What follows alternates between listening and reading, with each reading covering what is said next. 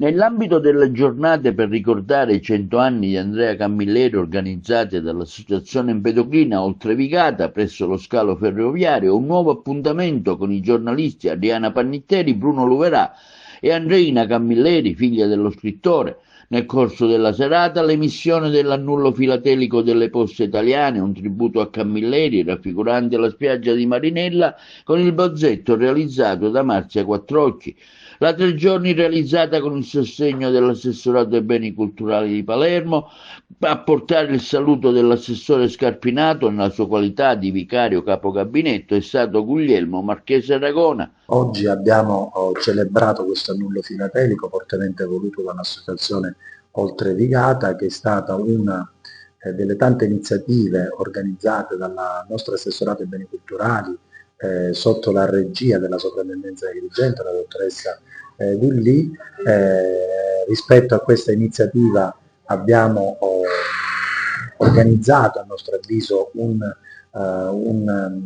calendario di eventi che si concluderà nel mese di dicembre proprio a celebrare il centenario di Camilleri. Ci inorgoglisce il fatto che la figlia Andreina oggi sia qua insieme a noi in questa 3 giorni, e speriamo che anche le altre iniziative che abbiamo tenterato possano essere di livello come quella di oggi. Quindi la proiezione di estratti del documentario Rai Camilleri, solo riflessioni e approfondimenti sui rapporti intimi e familiari con gli empedoclini, realizzato dalla giornalista Diana Pannitteri, e la presentazione del libro di Bruno Luverà e Vincenzo Mollica, La trilla di Scoglio. Gli archivi sono esattamente l'opposto. Non meritano questo cambiamento di senso del verbo. Gli archivi sono eternamente vivi perché sono la memoria del nostro passato.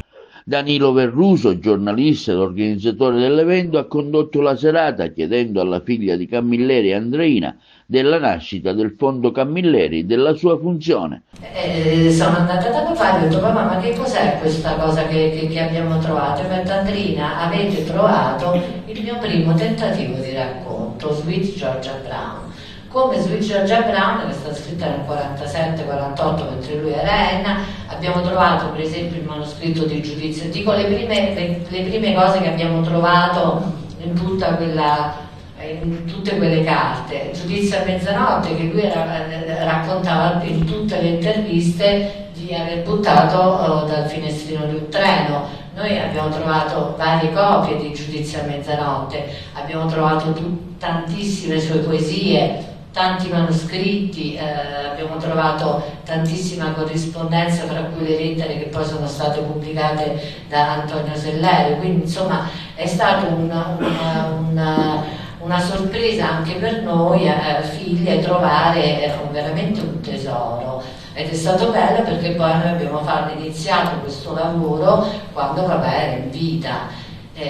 Quindi poi contemporaneamente a questa ricognizione abbiamo cercato un luogo fisico dove poi portare tutti i faldoni, tutte le carte, e iniziare con l'archivista, cioè con Patrizia Severi, il vero e proprio lavoro di riordinamento.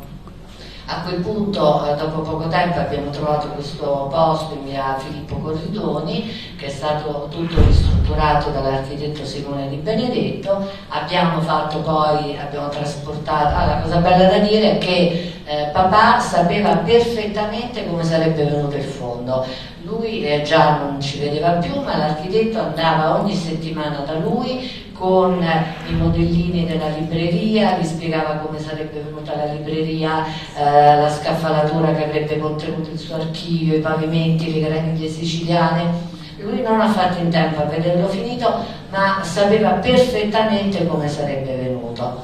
Nel 2019, solo dopo la sua morte, abbiamo portato tutti i documenti nel fondo, e abbiamo praticamente intrapreso un percorso che ci ha proprio consentito di conservare la sua memoria, conservarla, valorizzarla e renderla fruibile. Questo grazie anche al supporto della Sovrintendenza Archivistica e Bibliografica del Lazio e dalla Direzione Generale Archivi e dalla Direzione Generale Biblioteche, perché anche la biblioteca di papà come l'archivio sono stati dichiarati di notevole interesse, quindi tutelati